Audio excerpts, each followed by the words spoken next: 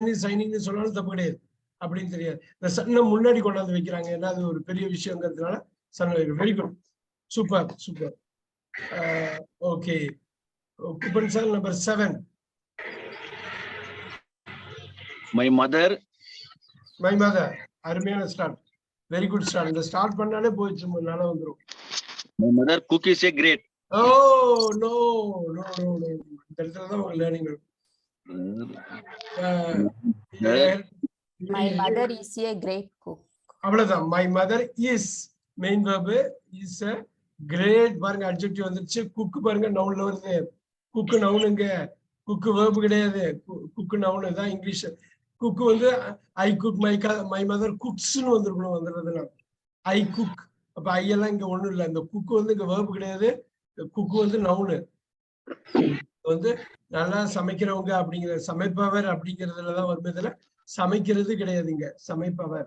இது பாத்துக்கணும். ரொம்ப அடிப்படையா தான் 100 வாக்கியம் அமைச்சிருக்கேன். ரொம்ப ரொம்ப அடிப்படையான வாக்கியம். நீங்க ஈஸியா போயிட்டு நீங்க ரிவைஸ் பண்ணிட்டீங்கன்னா முடிஞ்சது. சூப்பரா வந்துடும்.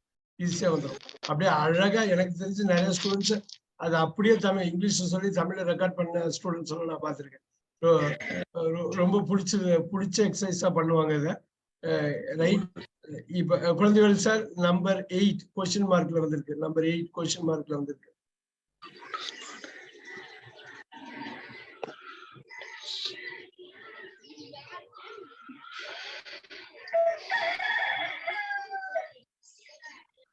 டோன்ட் வெரி குழந்தைகள் சார். நம்ம சப்போர்ட் கேட்டுக்கலாம். சூர்யா சப்போர்ட் பண்ணுங்க. Does not who her no. Question வேர்டுன்னு வந்ததுனால ஈஸியா நீங்க வந்து ஆரம்பிச்சிடலாம். Who does not know her? Who does not know? தமிழ்ல என்னங்க? Who does not? அருமையா சொன்னாரு. Does not know her. Who does not know? தமிழ்ல எழுதிக்கணும். அது ரொம்ப முக்கியம். இது அப்படியே கூட நீங்க வந்து நிறைய லைஃப்ல நிறைய சிச்சுவேஷன்ல நீங்க பேசலாம். Who does not know her?